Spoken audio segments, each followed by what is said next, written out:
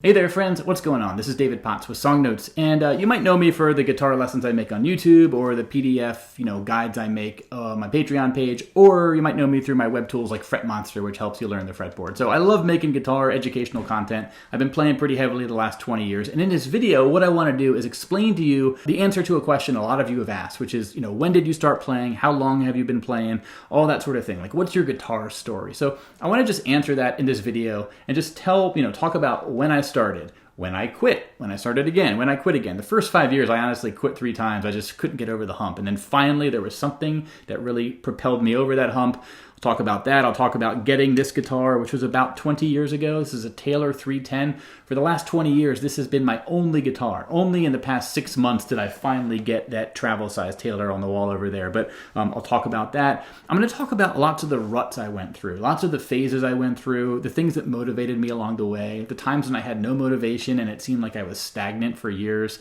and just generally like how those sort of ebbs and flows, interrelated or whatever, kind of played a role in my guitar journey, because it wasn't a straight line. Like the things that motivate me have changed. The type of music I listen to has changed. Style of playing I'm interested in, a little bit change here and there. And, my goals for the future, they're a little bit different from what I've done in the past in certain ways. So I want to talk about all this, and my hope in doing this is not self-serving, like just me hearing my own voice. It's really to answer y'all's question that you've asked, but also it's to give you context, right? If you understand where I've come from, the journey I've taken, it might help you when it comes to relating to the obstacles or the challenges or some of the things you might be working through. Because it has not been a straight line for me. There's been zigs and zags and lulls and periods of hyper activity where I just seem to learn or create a lot. And but nothing stays the same forever. Things always change, and I just want to talk about that because hopefully it will be helpful for you. That's the main idea here. So if you're interested in this, here's what I'm going to talk about. You can jump ahead if you know what you're looking for, I suppose, but you might want to go through it linearly. But let's get into it. Let's start, and we'll tell the story. So it all begins for me with music. Let's see. I started playing piano. I took piano lessons from 2nd grade through my senior year in high school. So that was sort of a backdrop for me with music. I remember music always being around. My mom's dad and her uncle always playing the piano. That was just there. My mom took piano lessons as long as I could basically remember, and then my parents put me into piano lessons when I was in 2nd grade as well. So that was there. I had a great piano teacher, and that was sort of in the background. It just was normal to me. I took piano lessons, whatever, It wasn't until middle school. This was 93, 94. I was in 7th and 8th grade, basically. And that's when I got my first guitar. Now, I believe I got there was 2 different guitars that came in my life around that time. One was an electric guitar I got for Christmas. It was a Squier, the relatively cheap, just knockoff Stratocaster, I believe, a little amp as well. I got that one, and I don't remember which came first, but it's around the same time my uncle had basically let me borrow / just given me his old acoustic guitar, which was an Epiphone. Again, I don't remember which one came first, but here's the theme. I got these guitars, I played for a month or 2, tried to learn stuff, and quit. My fingers hurt. I didn't know what I was doing. Looking at the tabs in Guitar World magazine were just it was like looking at hieroglyphics. It was I don't understand what these mean or how to do them. I almost looked at every tab as if it was its own alien language. Whereas now, if I could go back in time, I would just say, man, hey, look, this shape right here, when you see 577, that's a power chord. And you're going to see 355 sometime or 81010 sometime. But they're all power chords. You learn that shape once, you can apply it everywhere. But I didn't know that back then. I didn't have myself from the future to tell me that sort of back in time advice. So I ended up quitting. You know what I mean? Now, the bands that I was interested in at the time, what would happen is a year would go by, I would try again. I remember the songs that I remember are Nirvana, their MTV Unplugged album was a huge one for me. The Man Who Sold the World, the cover they did of the David Bowie song. I remember learning that one. I could do the whole the whole scale, during the chorus. Who knows, not me, I never lost control. That's a song I learned. I was able to learn that one, just that scale. And also Pearl Jam, Jeremy. I could play the opening riff or something. And, Green Day, Welcome to Paradise, some of the bar chordy or power chord kind of stuff, those were the things that I was sort of interested in learning. The Green Day, the Nirvana, the Pearl Jam, the Stone Temple Pilots, the Alice in Chains, the Soundgarden, Weezer a little bit later in middle school or high school. Like, those were the things that I was interested in, and I noodled here and there over the years as I kind of had guitars, but I just never could get over that hump, so I kept quitting. You know what I mean? And I remember a couple years into it, my parents signed me up for a lesson. And they found a teacher, and I remember it was at his house. And here's like the one thing he gave me, a printout of the fretboard with all the notes on it. And he had me go through every note and like play all the G's. And now I could be a bit more quick about it just because I know like where the chord shapes are a little bit. I'm going to embarrass myself right now. I remember like, this isn't that fun and everything. And then he asked me during the lesson, he's like, listen, you've played piano for 6 or 7 years at this point. He's like, I have an option for you. I have two choices. You can either take everything you know from piano, all that theory and stuff, and basically apply it to guitar chord shapes and something. Or you can learn just basically how to play classical guitar. And I remember at the time, the part of me that wasn't happy with my piano lessons, like I always had fun at piano lessons, but the music I was playing wasn't like the modern music I liked. So I remember when he asked me that question, he said piano, and I was like, no, I don't want to do the piano one because that's what I don't like. I want to do the other option. In retrospect, that was a horrible decision because basically he showed me some Bach stuff and I'm learning classical guitar, and I don't even know if I took a second or third lesson, and it was just, I never really practiced and it ended. Now, what happened a few years later is I realized, this is in college, I'm skipping ahead, but I realized all that piano stuff, all that theory and all that technique stuff that I had kind of been learning, that would come so much in handy. So I wish if I could go back in time again, I would say to myself, go with his first option because you already have a great musical background with all this stuff, and this is going to give you what you need to be able to play some of these songs that you love. So that's one thing that led to quitting again. I just quit. I stopped playing and continued with the rest of my life with which was other things that was fine. I was into lots of other stuff back then. So I like guitar, but I just never could get into it, right? Now, this all changed for me. The big real change was when I went to college. So I went to college at University of Maryland. I was a freshman in 1999, and I remember coming back from winter break, my freshman year, and I remember hanging out with a friend who I went to high school with, and he could just play guitar all of a sudden, and I was like, "Whoa, dude!" Like, and he's like, "I just taught myself," and it really impressed me, and I was like, "Whoa, okay!" Like, this was an example, a living example, like a peer of mine who clearly was able to do, I wish I could do that. I wish I could play Pink Floyd, but he could do it. And I started paying attention and realizing that, like, okay, you can teach yourself. And, just seeing someone my own age did it, it seemed like an accomplishment I could make. You know what I mean? Likewise, just in a college dorm room, guitars made so much more sense. Like, I was done piano lessons at that point. And I remember just seeing guitars here and there in people's dorm rooms, and it was just a very, very like college-friendly instrument. So I remember thinking like, let me take my old, Epiphone, the acoustic that I had. Let me take that to college with me, and I did. And I don't think I played it that much, but I had it there. And I remember thinking like, eventually I'll start playing this, and I think I can learn like my friend did, and so on and so forth. So the moment I remember this very clearly, it was Worcester Hall in freshman year, and I'm playing Counter-Strike, which was a first-person shooter game.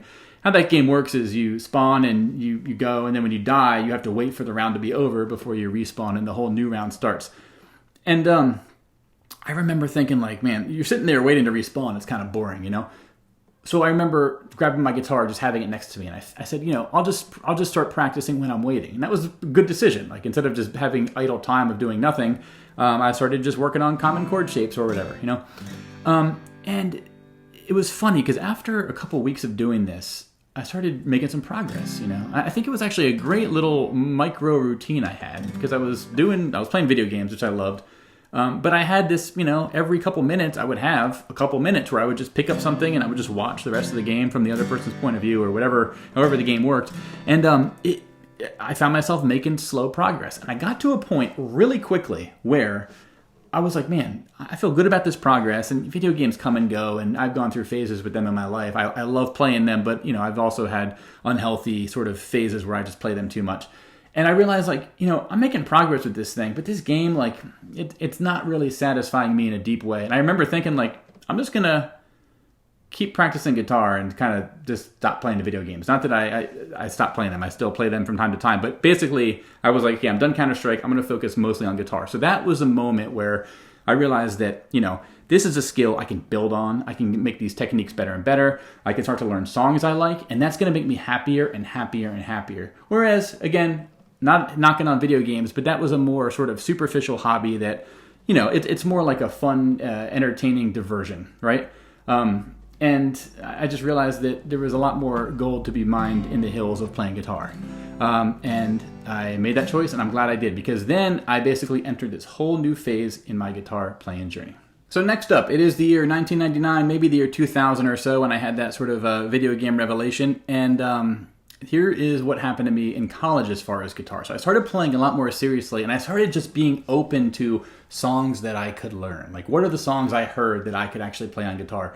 And I'm going to talk about a few of the ones that I remember very, very well. So one big memory for me with guitar was, it was freshman year. It was March, so it would be March 2000, and the movie The Beach had come out with Leonardo DiCaprio and Danny Boyle as the director. And there's a scene when a character dies in that movie, and someone at his funeral plays Redemption Song on the guitar. And I remember being like, whoa, I was loving that movie at the time.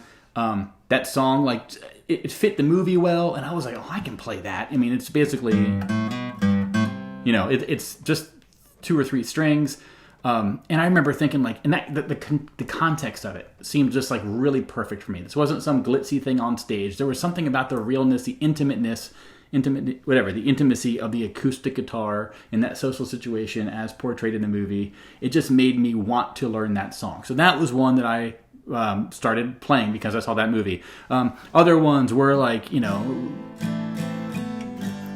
Tangerine by Led Zeppelin. That whole trick of the A minor and putting your finger down and off and all that stuff. Like, that was another one where it's like, oh man, that's fun to play, and I loved Led Zeppelin, so that was another good one. Cat Stevens, there was so many of his songs I really was getting introduced to at that time. Father and Son was a really big one. That was the one I remember where getting this strumming pattern down cold was like something I really worked on for probably a few weeks or months consistently, and being able to sing while doing this, given that he's singing at a different sort of cadence. He's not always singing like this. Sometimes he would sing outside of the strums. And that was like really hard for me to get my strumming hand to do this one thing and my chord finger hands to do this, and then singing. It was really hard, but I did it, and that was a really big one. Jack Johnson was a really big one as well. His first album, Brushfire Fairy Tales, had come out at that time, and learning that stuff. I mean, that was one where I really had to get used to bar chords, which I don't remember the first song I really learned bar chords for, but I remember once I did, I was like, Jack Johnson, here I come. Other ones, Joni Mitchell, her whole Blue album was like really big to me. She has weird tuning, so I pretty much was, I would go back in time and say, hey man, use a capo. It's okay. You don't need to be playing like, you can just put a capo on and it becomes open chords, and it's way easier because my form and technique back then was not that great. So Joni Mitchell, Jack Johnson, Led Zeppelin, Sublime, Bad Fish, or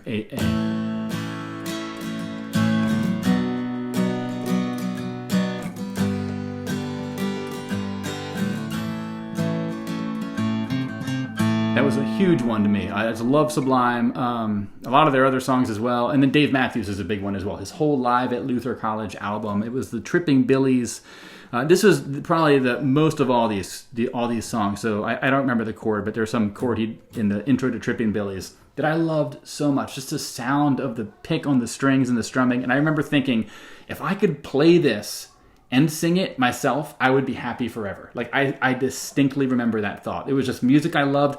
I loved to sing along. I loved doing that anyway. And if I could play it myself and sing along, it was like, oh my God, man, it was like gold as far as motivation inside. So All right, so it was around this time, 2001 or so. I've been playing guitar for at least a year or two. And I mean playing like, I got over that hump and I was playing consistently. I was practicing stuff consistently. I was starting to just keep track and keep notes of the songs I was learning, typing up some here and there, writing some on paper here and there.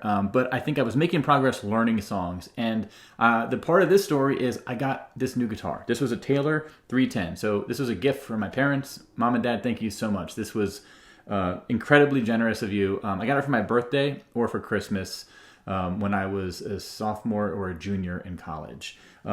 It's a Taylor 310. It is, I believe it's a dreadnought style sizing. I'm not really a guitar gearhead when it comes to all this stuff, but this is the only guitar I have had for the last 20 years. Now, just 6 months ago, I got this Taylor travel size guitar, which I, is a recent addition. But from 2001 until 2020, this is the only thing I've played, and it's done me very, very well. I did have this pickup added and installed after market, I guess, after the fact.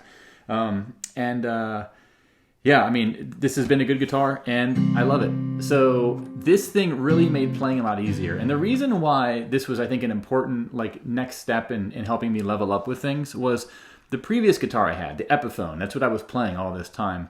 It was an acoustic, same general body size as this, but the action on it was terrible. Meaning as you got up and up and up the fretboard, the distance from the string to the actual frets was higher and higher. So number one, it was incredibly hard.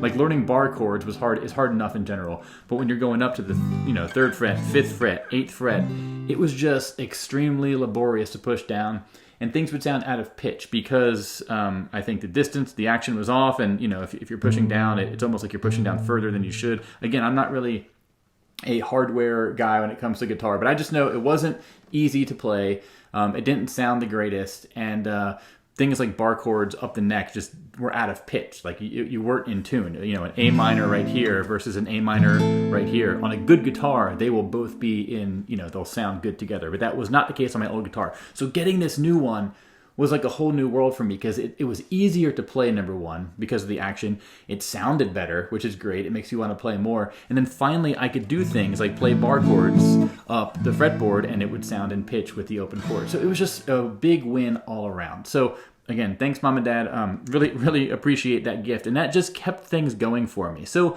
a couple things happened around this time. So it's 2001, 2002, 2003. I'm approaching my final year at Maryland in college. I was American Studies major after I dropped computer science, and I was really maximizing just fun, to be honest. But learning guitar, my senior year, I spent more time learning songs and writing them down. So I have a whole separate video I made on this notebook of songs that I made around this time. Check out that video. Basically, what I started doing was I realized that all the songs I was learning, you forget stuff. When you learn anything, if you don't use it, you forget it. I'm pretty sure this is probably true for most things that recall information recall. It's not necessarily like riding a bike, which I'm guessing has to do with muscular stuff.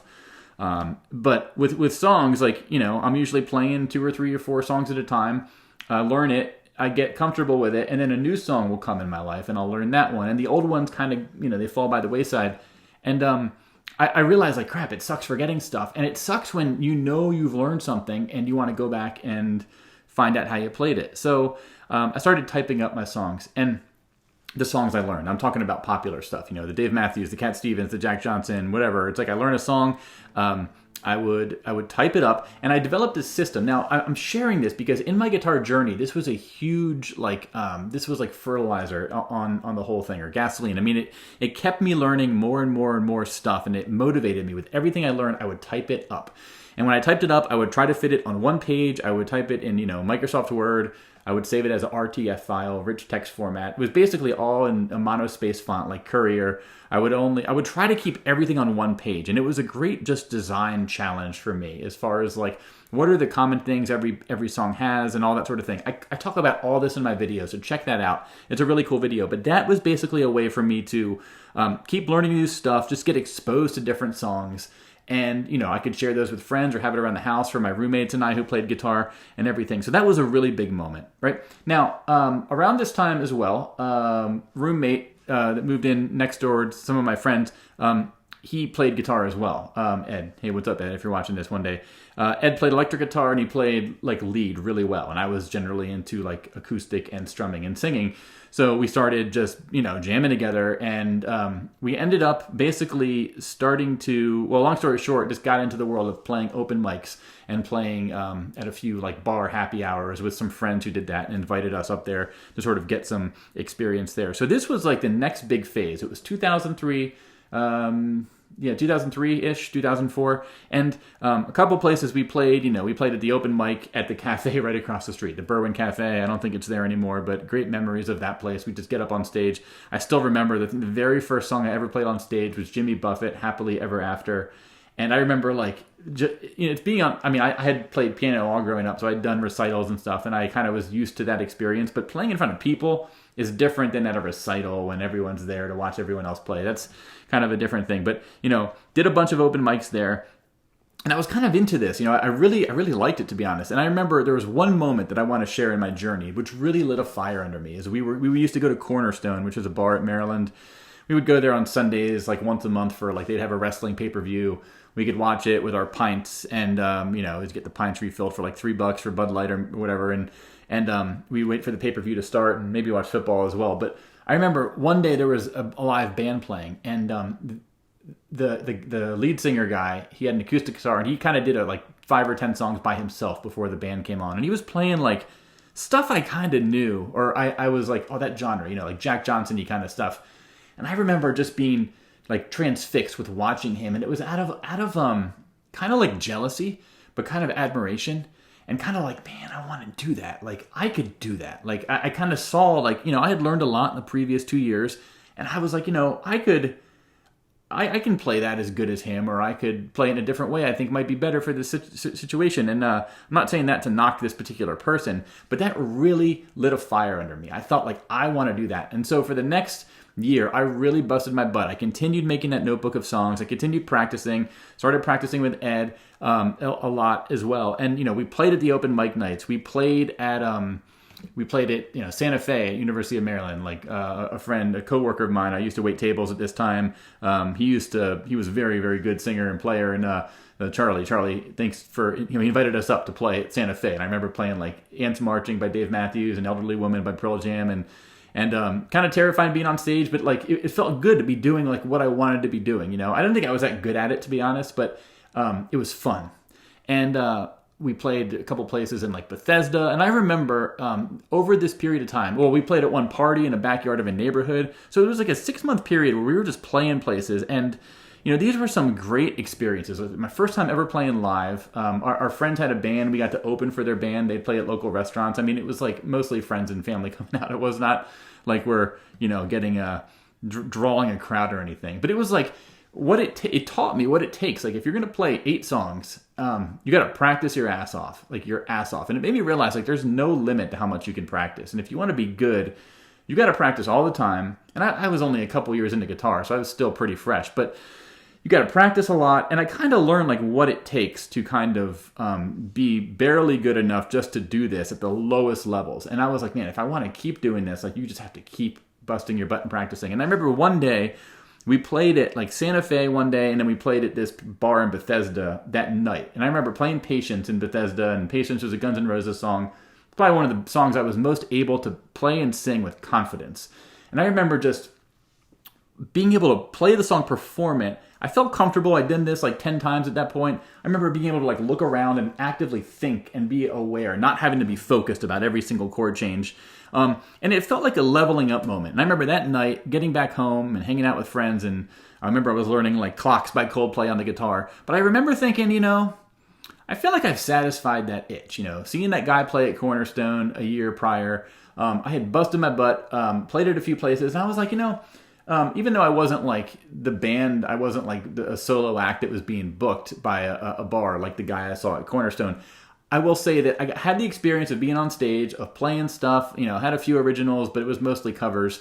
But I feel like that itch was scratched. And I feel like at that point I was like, that's cool. I don't know if I need to do that anymore. And that was the end of a chapter. I still had my guitar. I learned probably 60, 70, 80% of my skills in those first couple of years. And at this point, the next real big chapter started in my guitar phase, which was kind of one of coasting a little bit. So college ended. I lived with a bunch of good friends, and we all kind of, ended up not living together as years went on. Some moved to different cities. Some of us, got married and all that sort of thing.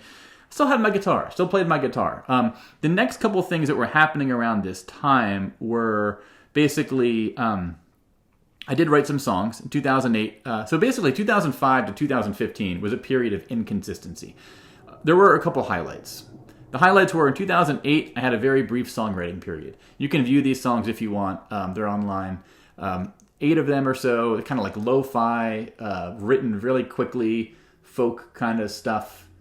I'm proud of them. I'm proud I did them. It was a good lesson. I'd like to write songs again one day, perhaps, but I'm glad these existed. And that was like maybe 6 months where those were something I was really, really interested in. But then that went away. Didn't do anything with it. It was another, I had my first daughter was born in 2009, so I was busy. And honestly, around this time, whenever I would play guitar with my father-in-law or occasionally with friends or whatever, I would kind of just play the same stuff I had learned years before. I wasn't really learning anything new, and I was definitely in kind of a rut. But it didn't really bother me because I don't know if I had any musical goals, honestly, at that point beyond that. I just kind of could play guitar, and I don't know. But looking back, I was definitely in a rut. I just never could get into a groove of getting to learning new stuff regularly. Now, one time when this sort of started to change a little bit was in 2012. I was doing web design as a job, and I was learning Ruby on Rails, and I could build a content management system. It's basically like, a database, and you have an interface where you can add stuff and all this sort of thing. And I was like, well, what do I like? I like songs. I like music. I like podcasts. And I remember thinking, I built little side-coded websites to manage my favorite podcasts. Like, I could collect them, and one where I could collect my favorite songs. So you have podcasts, and if you look at the notes that are in any podcast episode to see what they talk about, those are typically called show notes. So naturally, I was like, well, I want to build a content management system for all the songs I play. So I called that Song Notes. That's basically the origin of the story of the origin of the name of Song Notes, basically.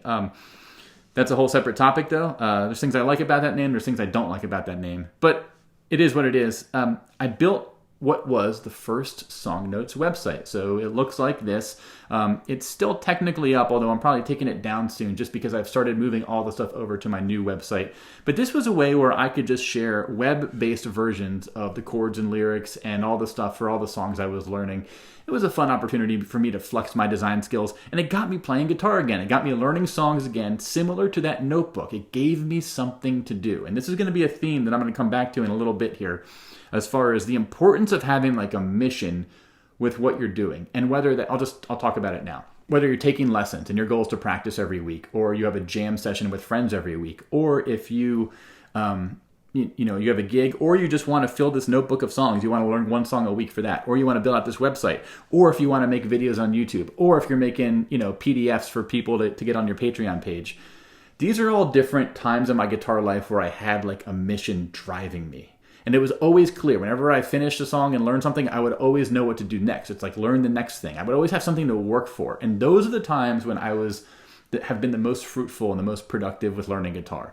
The times when I didn't have this thing driving me, I kind of just, was stagnant. And, I think that's a real, from looking online and seeing what other people ask in different videos and different forums and all that kind of stuff. I think that, going through those ruts is tough because you know enough, but you're kind of just, it's like, I don't really know where to take this or anything. So my general advice, and I'll save this for a separate video, but my general advice would be is have something that you, mission kind of sounds like a haughty word here, but have like a project or have something that is keeping you coming back. And maybe that's having a teacher taking lessons. Maybe that's joining a thing where you write a song a week, or maybe it's you put one video a week on YouTube or Facebook or Reddit or something. Find some outlet where you can kind of have a regular thing to share what you're making.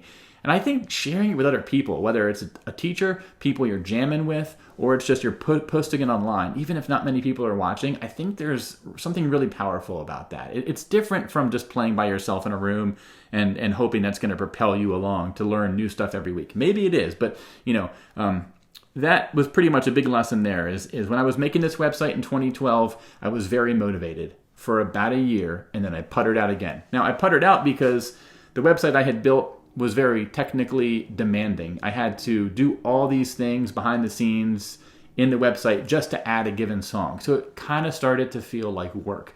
When I built it, I was very much into the development framework I was learning at the time.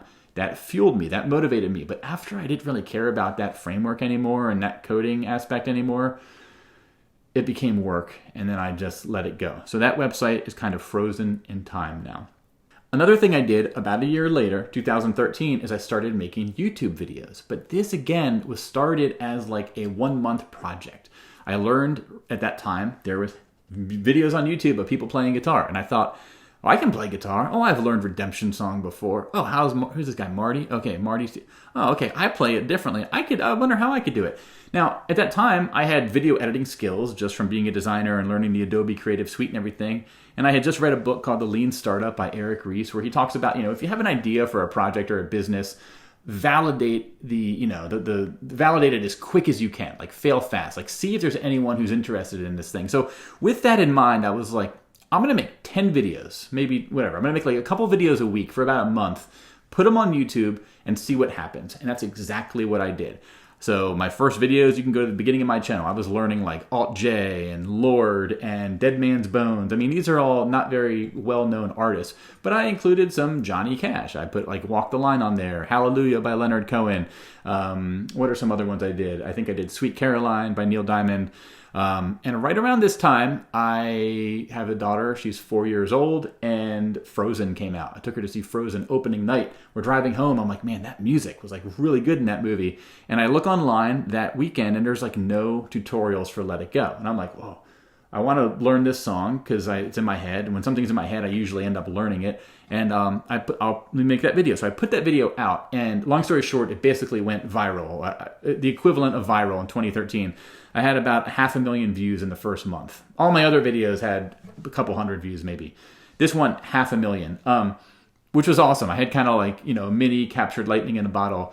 But honestly, I didn't have for whatever reason, I didn't have a desire to keep going with the site at that time or with my videos. And I kind of just didn't do anything on that YouTube channel. It puttered out.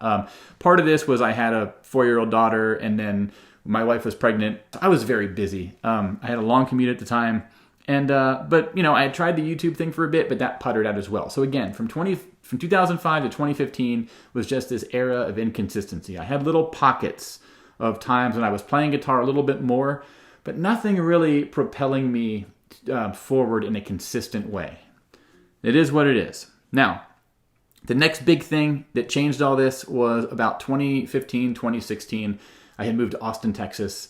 A bunch of friends had recently moved there. I got the opportunity to work with some of them again. Love Austin, love it here. We're still here and everything. But something happened here.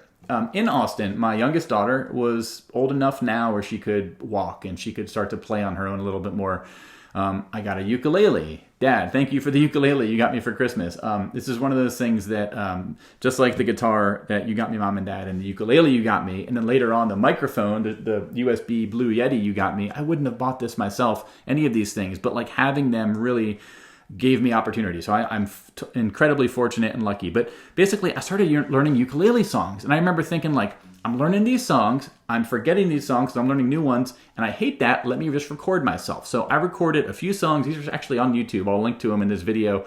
They're not on my main channel, but it was me when my daughter would take these long baths, I would just sit there, strum on the ukulele and work out stuff, and I was proud of it. So I'd write up the tabs, put them on my personal website, just put the simple one recording videos on YouTube, and that got me in the mode of uploading again, of learning new stuff again. And I remember thinking, I have this YouTube channel. It has like 7,000 subscribers. I should just put stuff on there. So I did.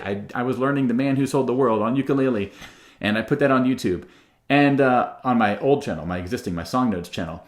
And then I was like, let me get going with this again. So I started making videos on YouTube again. And at this point, for whatever reason, I was like, I'm just going to keep going with this. And around this time as well, I got a $10 tip on PayPal from some mysterious stranger who liked my website, liked my videos, the previous ones I had made, and said, I really appreciate your work. Basically, here's a tip for your efforts. And I remember thinking like, whoa, that's awesome. I didn't have even a tip button up. Like he must have just found my email and guessed I had a PayPal account, and he tipped me $10. And this kind of blew my mind. I'm not necessarily an entrepreneurially minded person naturally.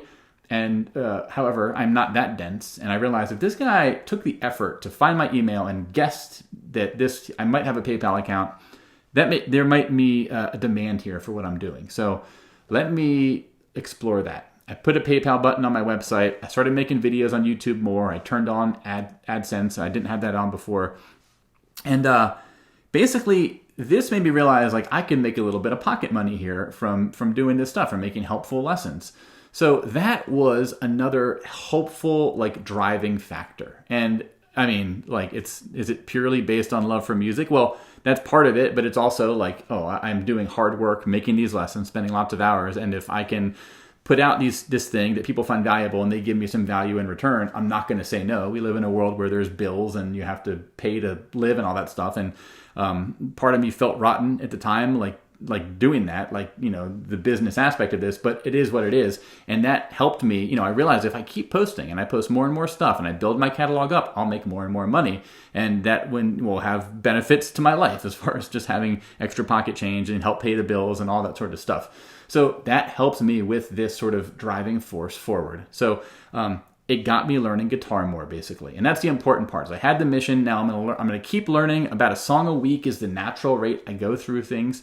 And I'm going to start sharing those online now. And as I share them online, my catalog will grow. Eventually, I added a website. Relaunched a new website and kept doing this. Kept making videos on YouTube. Post them on my website and everything so people could find them. And at some point, it felt like I waited forever to do this, but the Patreon page came up. People kept asking for, you know, print-friendly versions of some of the diagrams I was making or whatever. And at first I was like, well, it takes time. I'm not going to do that. But then finally I'm like, you know, let me do it like on Patreon. Tons of other guitar teachers online were doing it. So I started my Patreon page. I felt like I was way late to the game, but looking back, I'm like, I'm super glad I did it when I did. So, yeah, I mean, and that's basically been taking me to where I am now. That was 2015, 2016. And now it's 2021. We're almost halfway through the year. And basically for the last 4 years, I have just grinded. I mean, I have my family here. We're still in Austin, still working my full-time job at the same place. I love Austin. I love my job and all that stuff. But one of my hobbies is playing guitar. And I typically just like playing, you know, learning a new song every week or two. And I'm in the habit of just, when I learn something, I share it. I record myself doing it on video. I explain what I did, why I did it, how you might do it if you want to learn this sort of thing. I just like doing that.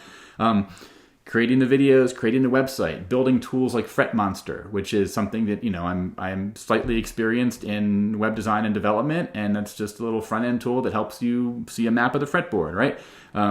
My PDFs, at first they were in Google Docs, and then I got an iPad and a pencil and started noodling around. I thought nobody would want these handwritten ones, but gotten nothing but good feedback with those. Got a better iPad, started cranking those out, and you see on my wall here the PDFs I've made, and over like 200 PDFs later, I've just sort of cranked along. So the benefit here, again, is if you get into a groove, whether it's mission-based or not, or goal-based or whatever, I mean, once you get into a routine, it's like you can't imagine not doing this. This just feels part of my life. I'm always learning stuff on guitar anyway.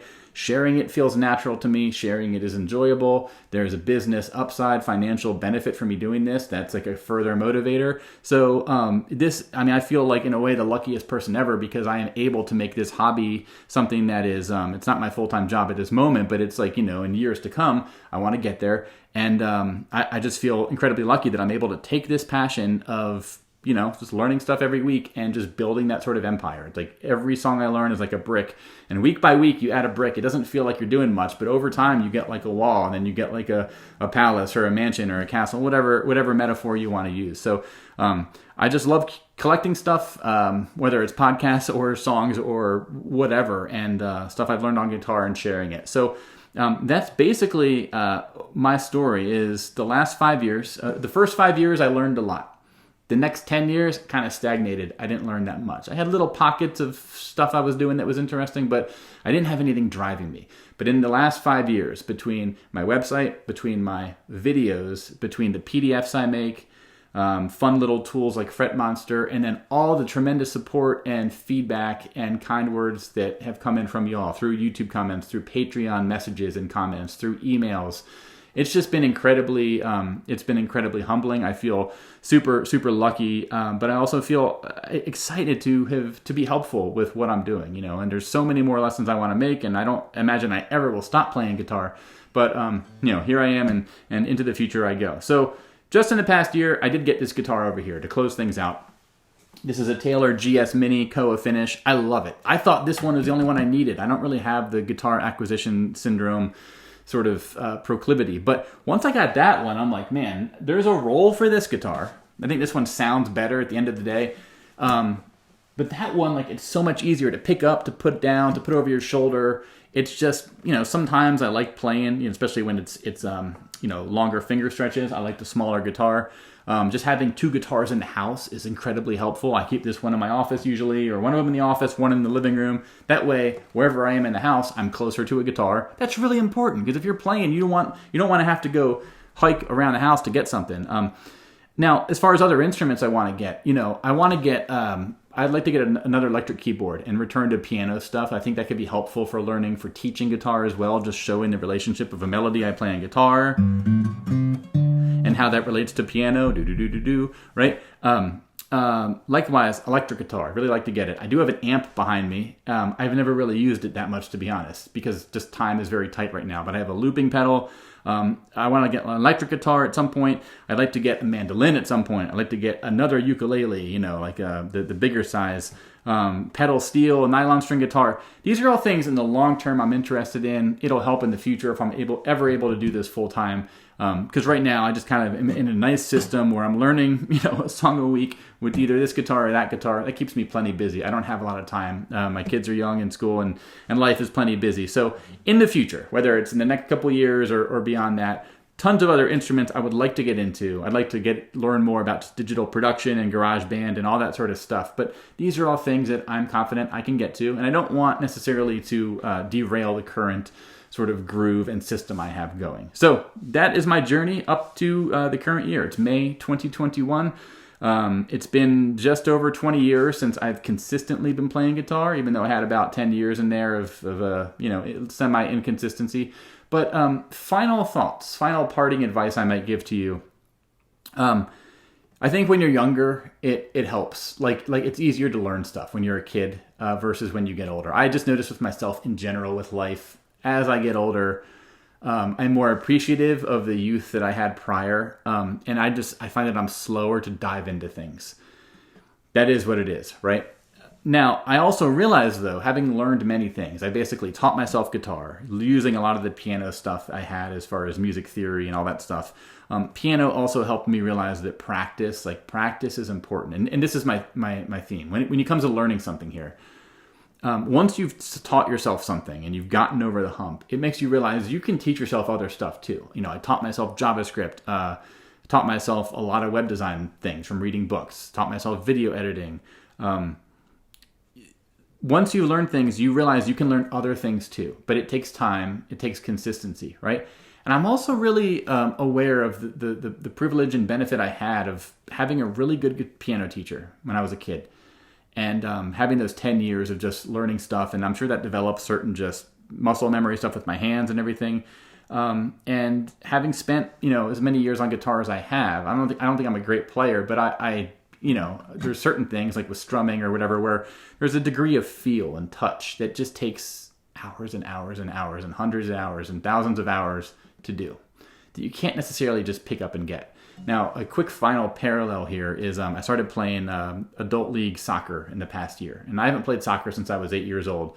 I like running around. I like sports in general, and I had an awesome time playing. I'm taking a break right now because of my recent wrist injury, but here's how this relates to guitar. Playing soccer, I am probably the weakest person in this entire men's league. It's a bunch of people who probably played all growing up. They're just really good, and I'll watch them dribble the ball or do these things, and I'm like, man, I can't do that. Now, if I practiced, I noticed that when I practiced, just dribbling the ball in the side yard or this and that, I would improve based on where I started.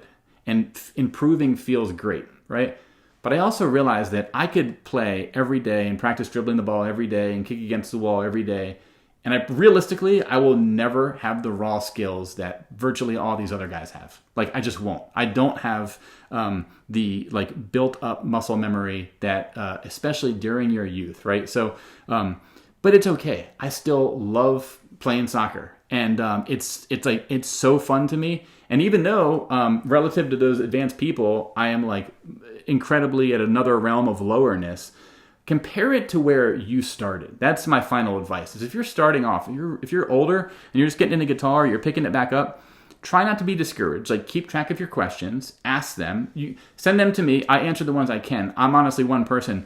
I recommend looking online, getting in a discussion forum. Like, I like Tony Policastro's Play Guitar Every Day on Facebook. Post your questions in there. You get tons of answers within a couple hours. Go to Reddit. Go to like Learning Guitar or Guitar Practice or whatever it is.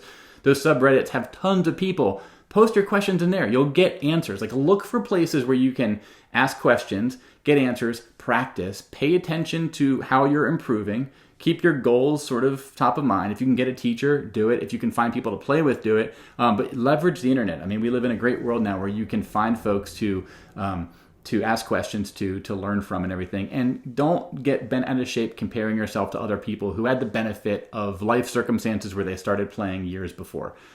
Because, you know, like, there's always going to be people just naturally more talented than you or who happen to start way earlier than you. Compare yourself to yourself as you grow. Just keep track of how you're progressing. Record yourself. I think this is an incredibly valuable thing. I have the benefit now of 350 video lessons where I can look back and see whether it's guitar playing or just like how I talk to the camera or my production, my lighting. You just learn things, you know, and you're constantly trying to do your best every single time. It's okay. Like, you know, do what you can, but, you know, keep all this in mind. Just be consistent. Consistency really pays off. And there was one question that came in about, you know, getting better. When you're, especially in my first couple of years, I remember like day to day, week to week, it didn't feel like I was improving at all. But month over month, I'm like, man, you know, actually I can play this B minor now. Whereas before I never really could play it. Or the F chord. It took me forever to be able to do that. This B flat chord, this was a chord I never thought it would be possible for me to ever play back when I was first learning it. I just thought it was impossible. But I learned it. I stuck with it. It felt like a lot of fruitless progress at first, but finally got over the hump. And you know, consistency does wonders. It's better to practice a little bit every day than a lot once a week. So that's my opinion, at least. So, you know, just be kind to yourself. Stay with it. Be realistic with what your expectations are. Don't expect to grow by leaps and bounds within a short period of time. Just have manageable goals that are a little bit outside of where you are with your current skill level. And I think you'll get there. I feel like I'm just sort of rambling here, but that's basically final summary. So again, hope this is helpful. Long video, but I feel like this will be a nice one just to have documented at this moment in time. Again, it's May 2021. It's been about 20 years since I got this guitar, and I look forward to hopefully a very long life of continuing to play guitar and sharing with you all the joy I have for this instrument, for music, for learning stuff. And I hope all my past stuff and all the stuff I've yet to make remains very helpful for you and taking you where you want to go with guitar. So thanks for watching. I'm going to end this one. And if you have any questions, let me know. And I'll see you in the next one. Bye-bye, friends.